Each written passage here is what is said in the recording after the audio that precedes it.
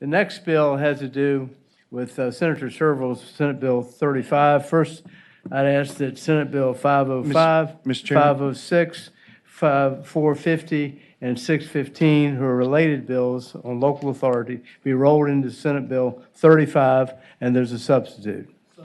Okay. Mr. Chairman. The motion is made to adopt the substitute to the bills that have been rolled together. All in favor of the motion, say aye. Aye. All opposed, no. Motion carries. Senator Obenchain. Mr. Chairman. McDougal. Point of order, hasn't it been the historical courtesy of this committee to take up members who are not on the committee first? I see a number who've been here for almost 2 hours. Shouldn't we continue to grant them the courtesy of taking their bills up first? When we finish with this last gun bill, we will. Go ahead. I need one vote for the incorporation. Okay. We need to have a roll call vote on rolling the bills together and to have the substitute in place of Senate Bill 35. All in favor, there's been a motion made and seconded. All in favor of the motion, say aye. Vote aye. Mr. Chairman. And all opposed, vote no. Point of order. Rolling the bills together is one thing, but agreeing to a substitute that we've not seen, I'm not willing to vote for that. Can you at least give us the substitute to look at? All right. Or is that another courtesy we're not getting today? You can look at, we'll strike the vote. Take a look at the substitute. The motion is to adopt the substitute. There you go. Okay? All right. All in favor of the motion? You want to explain the substitute? You want to explain the substitute? Okay. Mr. Chairman, Senate Bill 35 substitute you have in front of you basically incorporates all the components of the bills that were wrapped into this bill with a couple minor tweaks. So if you have the substitute in front of you, the meat of the bill starts on page 2 on line 34.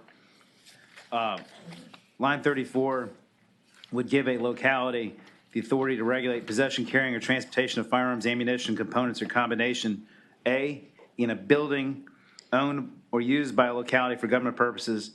Number 2, by any public park owned by the locality. Or number 3, any public street, road, alley, sidewalk, or right-of-way or place that's being used for a permitted event. So what that's aimed at is, for example, say a farmer's market or a parade or some kind of a protest. And it only applies to the streets or alleyways that are adjacent to that specific event. That's what subsection E does there, lines 34 through 41. Mr. Chairman? So, Just can I finish? let Senator Sherrill complete explaining the bill. Let me finish explaining, we'll get to the questions. Subsection F requires, at lines 48 through 53, requires there to be notice published at all entrances of the building or the park, or all other places where people might enter, so that they're on notice that firearms are prohibited from that location. And then the other changes are on line 62. This was Senator Edwards' bill, I believe, which says that any guns that are acquired pursuant to a gun buyback program have to be destroyed unless the owner indicates in writing they would like the gun sold at public auction. Current law requires the gun to be sold at public auction if a locality chooses to have a buyback program. And the last part, the enactment clause at the very end of the bill, that repeals a statute from 2000, which prohibits localities from suing gun manufacturers. It does authorize the state to sue gun manufacturers, but it says localities cannot bring independent actions of their own, and not just manufacturers, so we're clear. Manufacturers, distributors, dealers, sellers, or trade associations. That's what the substitute does, Mr. Chairman. Okay, any discussion on the substitute? Is there a motion that we adopt the substitute? Mr. Chairman? Yeah, Senator Obenchain. Mr. Chairman, I had, while I disagreed, I understood that the purpose of this legislation in the past was to address volatile gatherings like the one which occurred in Charlottesville. Am I to understand that the scope of this is now expanded to the point where it's intended to address farmers markets and art shows? Mr. Chairman, I would answer the gentleman like this. First of all, there was legislation introduced which is much broader than this that would give localities sort of plenary authority to regulate firearms in any fashion whatsoever. This substitute does not do that. Scopes it way down to simply focus on public buildings, parks, and permitted events. Now, with regard to specifics, I believe in Charlottesville, there was a park involved where the Robert E. Lee statue is, and which that park has also been a focus of some other public safety problems. It is also, yes, aimed at, for example, protests or parades. In the city of Alexandria, we had, I will say we had 4 or 5 people, or 3 or 4 people that decided to show up at the Alexandria Farmers Market with AR-15s. My father and my child was there, my son. I received probably about 20 different emails from people that were very upset about it.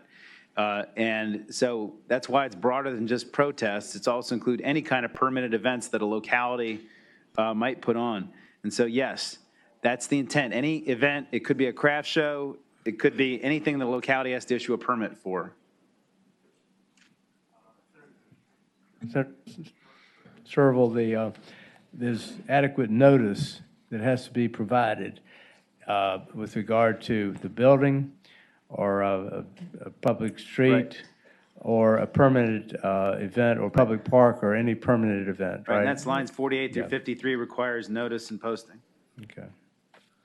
All right, any discussion? I'd move the substitute. Is there, all in favor of the substitute? Got to have roll call vote. All in favor, vote. All right, adopt the substitute by voice vote. All in favor say aye. Aye. All opposed, no. Motion carries. All right, any further discussion? Anybody in favor of the bill? Anybody against the bill? Okay, line up, 5 minutes each.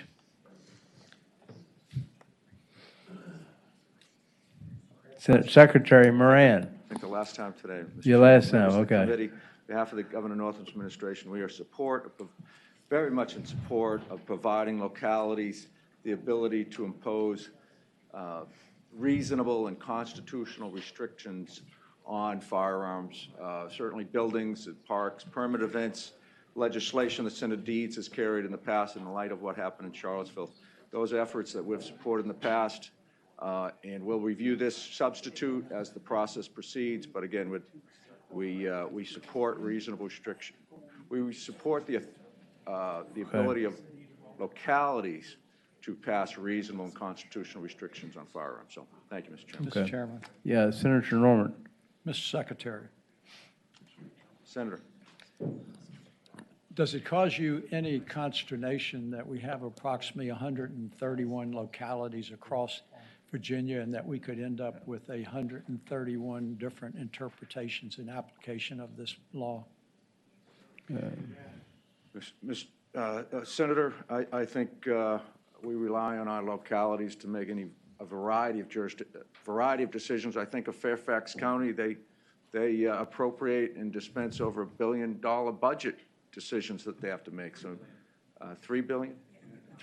So, Senator, I'd just say that we ask our localities to make a lot of important decisions now, so I have confidence that they will impose reasonable and constitutional restrictions. Mr. Okay, Chairman, if I thank you. may- Senator if I Norman. may, What does a $3 billion budget have about trespassing on the Second Amendment rights? Senator, I use that as an example. We ask our localities to make very important decisions now with respect to not only budgets, but law enforcement, public safety decisions, education decisions. This should be no different. Last question, Mr. Chairman. As long as it's the last question. Remind Senator Mr. Norman. Remind Mr. Secretary, I came out of local government, so I've got some mild understanding of it. But if the Sisters of Poor Clare, the Poor Sisters of Clare want to conduct a craft show, a locality would have the ability to restrict firearms if they had to permit it? Jim, we're giving broad authority to localities. I think that's what contemplated in this legislation. Okay. Thank you, Mr. Secretary. Next. Continue. Good morning, Lori Haas with the Coalition to Stop Gun Violence. For all the reasons articulated, we support the bill. Thank you very much. Okay, next. Mr. Chairman, Andrew Goddard, Virginia Center for Public Safety. As a person who has applied for a permit, I understand the permit process is to allow the locality to set up a series of rules and regulations as to what you are permitted to do.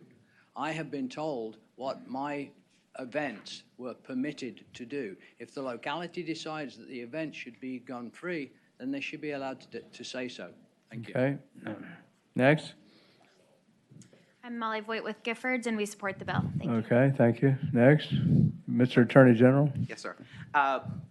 The Attorney General strongly supports this bill. We strongly believe it's constitutional. We have extensively reviewed the Second Amendment literature and case law, and I'm not aware of any significant constitutional objection to this bill. Okay, next. Hello, my name is Catherine Cable. I'm a constituent of Senator Edwards in Roanoke, and I have been threatened by gun extremists, and yes, they were gun extremists, who paraded at the entrance to my neighborhood as an attempt to silence me. I have been threatened with people directly parading with AR-15s outside of my home. These people came to my home, they knocked on my door, and they looked at my windows after they had been asked to leave. We have a major problem with gun intimidation in the city of Roanoke. Thank you for this bill. Yeah. We need a strong localities bill. Thank you. Okay, next. Pam Pouchot. When I go anywhere in the state of Virginia, there are speed limits that I have to obey, and they change from block to block. We have counties that are dry in Virginia. I don't know which ones they are. Heaven forbid I should drink in the wrong county. We need to give the localities their right to control things. I have heard for years that we need to have local control. Now that we're asking for local control, they're saying we need state control. One or the other, but we do need control. Thank you. Okay, thank you very much. Next. You for or against? Is anybody else in favor? Okay, we'll go to the people who are not in favor. John Ring, Henrico. The gun-free zones are where we're having all the problems. We're making more gun-free zones. Good luck with that. Okay. Phil? Philip Van Cleve, VCDL.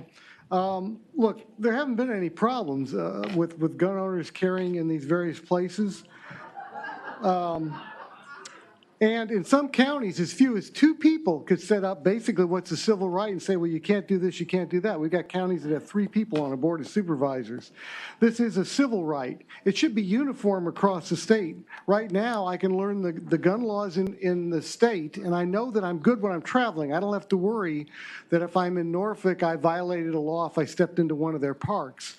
You know, because some of the penalties for gun violations are large, you really don't want it complicated. I mean, in the bad old days when we had this kind of stuff, you really needed a special map to figure out what to do as you traveled the state. You couldn't carry in a park here, you couldn't open carry here, it went on and on and on.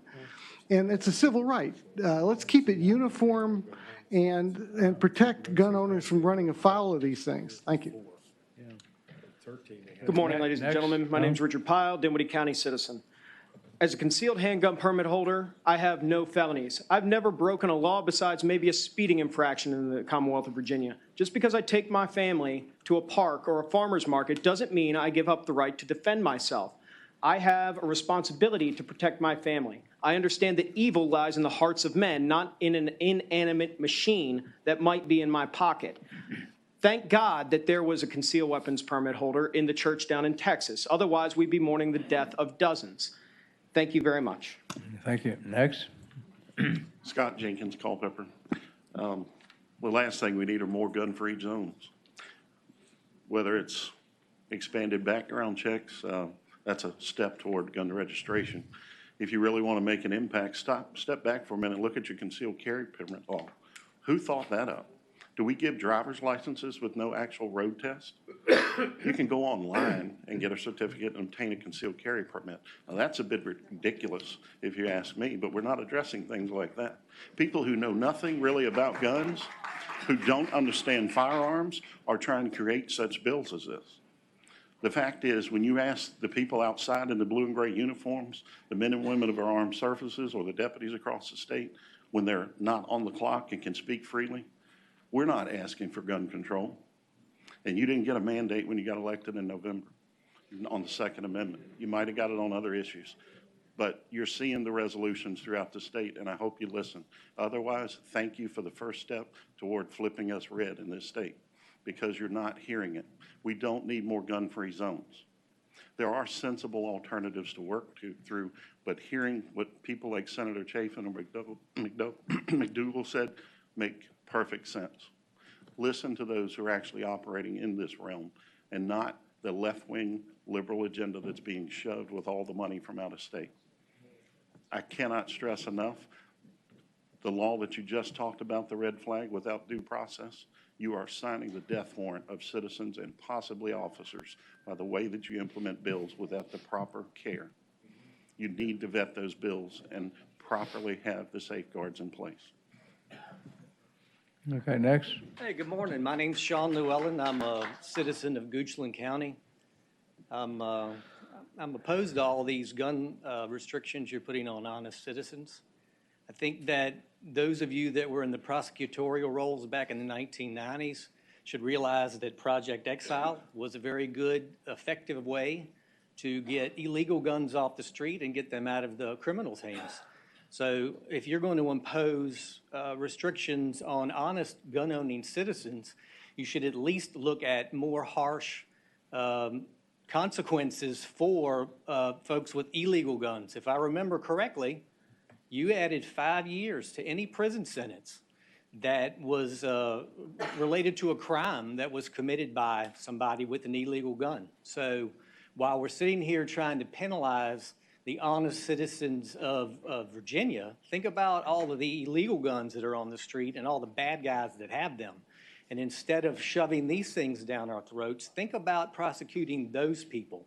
And thank you for your time. I wholeheartedly reject all these things that you all want to do. So All right, thank you very much. Thank you. We have 13 seconds, but go ahead.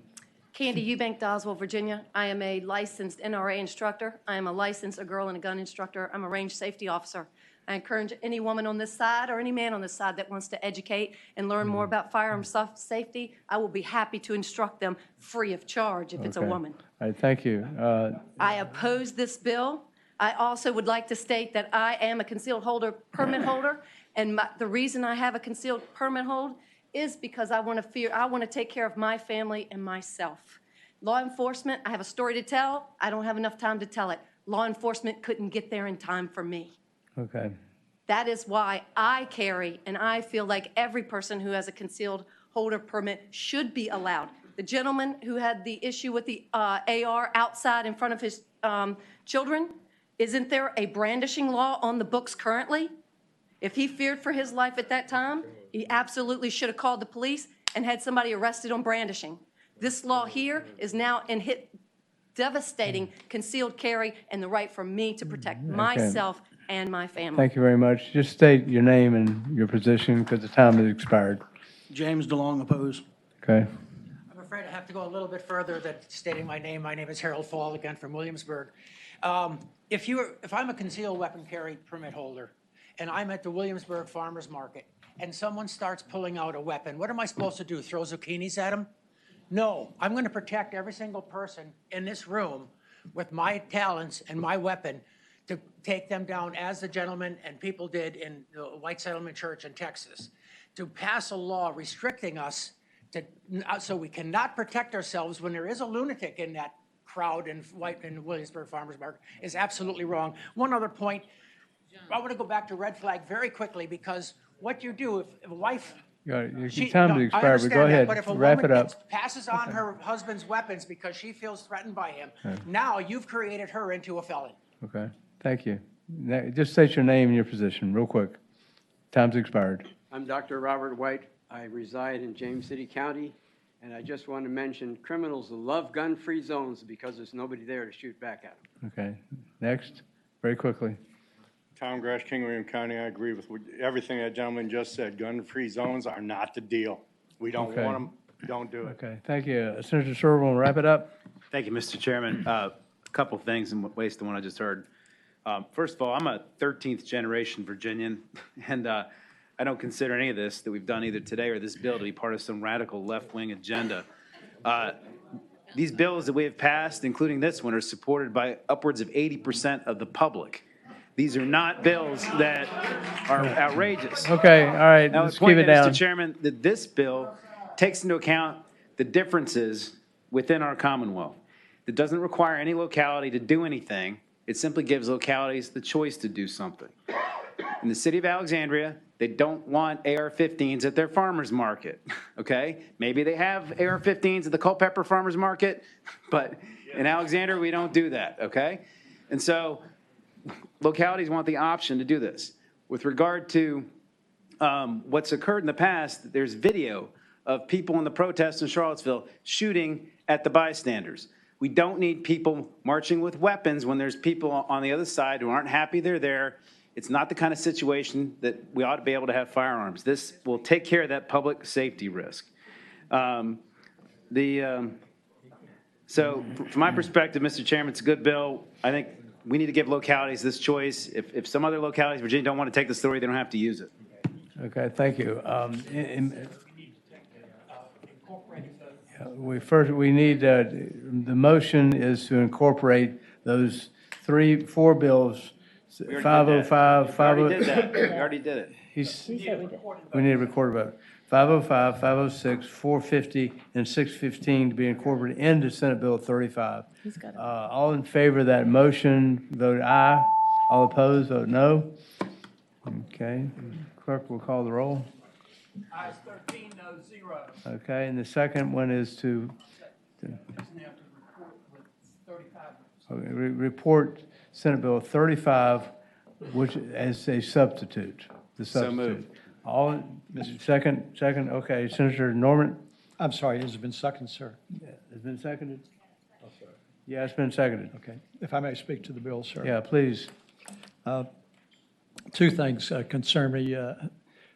They hold up the violence in Charlottesville as an example of what went on. If I recall, while there was a demonstration of firearms, the people that were injured in Charlottesville were either injured by a car, assault and battery, or use of a pipe, not one gun. So that is a very poor example. Number two, having come out of local government, here is a concern that I have, and I appreciate that there are differences between various localities in the Commonwealth of Virginia. When we pass a statute that is applicable and defining for all of Virginia, then there is a consistency. And the only way that that can be changed, as such as you all are moving with changing the one gun a month law, local government, board of supervisors and councils tend to turn over, and where you have, say, 5 members and initially you have 3 that want to amend the Second Amendment, and the next election cycle, you get 3 who want to preserve the Second Amendment. It is much more cumbersome in a local government situation where you have a significant turnover as opposed to having a statewide application. Mr. Chairman. Okay, Senator McClellan. Thank you, Mr. Chairman. I just want to speak briefly to the permitted event section of the code. And in fact, this was requested by law enforcement. In the city of Richmond, about a month after the Charlottesville events, there was another rally that was expected to be worse than it actually turned out. I will admit that. But the state, it was on Monument Avenue, which is a residential street. The state could ban weapons on the circle where the Robert Lee statue is because that's state property. Across the street was city property, and the city was powerless to ban weapons there. Across the street were not only homes with children, but a daycare center. And there were families who were concerned based on what they saw happening in Charlottesville, but their law enforcement was powerless to do the exact same thing that the state could do across the street. And so the city of Richmond's sheriff requested one of the original versions of this bill to address that very concern. If the state can ban weapons on state property during permanent events, then why shouldn't our local governments have the exact same authority to take care of the surrounding area? Okay. All right, Senator Obenchain. Mr. Chairman, members of the committee, first of all, the presentation made clear that this bill is not about public safety. This bill is all about appearance. That's it. It's because somebody was freaked out by somebody open carrying. Lady mentioned somebody peeking in her window. I mean, I think that any member of law enforcement here, if they were called about that, they would have picked that person up, arrested them, and charged them with the appropriate crime. You know, it is a beautiful world in which passing a local ordinance banning guns at farmers market is going to keep somebody with murder in their heart out of that farmers market. What it is going to do is keep the law-abiding citizens who are exercising their Second Amendment rights from carrying in that farmers market. I would go further to say that, you know, it is really becoming more about speech, perhaps even than the Second Amendment. You know, we have seen today and during the course of the first few days of this General Assembly, you know, reactions to people who want to come to the General Assembly just to express their views. And because their views have something to do with our Second Amendment rights, we have flipped out and adopted all kinds of new policies and changed the way that we do things because we've got people from across Virginia who have a different opinion from some members of the General Assembly. You know, I think that this is, you know, exactly that. It is trying to generate an appearance rather than doing something about public safety. You know, if this was simply about somebody carrying an AR-15 in Alexandria, you know, do something about that. But this doesn't do anything about somebody who is illegally packing a 9mm inside their belt buckle, and this illegally doing so. So, you know, this is all about appearance. It's not about public safety. I would hope Mr. that we Chairman. would vote Senator no. Boysko. Mr. Chairman, thank you so much. Boysko. I represent two of the largest jurisdictions in the state, Loudoun County and Fairfax County, and I have had a number of my constituents. I've heard from public officials who are and employees who are begging for this. This gives them the ability, if they choose, to say that these should be gun-free areas. And with that, they would have the ability to put in a gun, you know, a metal detector that would help screen folks so that their facilities were safe, just like we have done here in the Commonwealth today. I strongly support this. My constituents strongly support this. I'm so pleased to be able to carry this, and I'm thankful for their patronage. Senator Morrissey. Thank you. I support the bill, but I would also like to address something that Senator Oberstein said regarding, I do think it's has a great deal of substance to it. I remember it was a dozen years ago, I sat in the House of Delegates and some of my colleagues on the opposite side said something that I agreed with very strongly. They were decrying the actions in Washington, D.C., and they said those closest to the govern best. Washington, D.C. shouldn't be telling Richmond what to do, and Richmond shouldn't be telling the localities what to do. What we're doing is giving the locality the option to say, you cannot come into a particular municipal building, say in the city of Richmond. That may be entirely different and a different perspective in Culpeper, and they should have that right.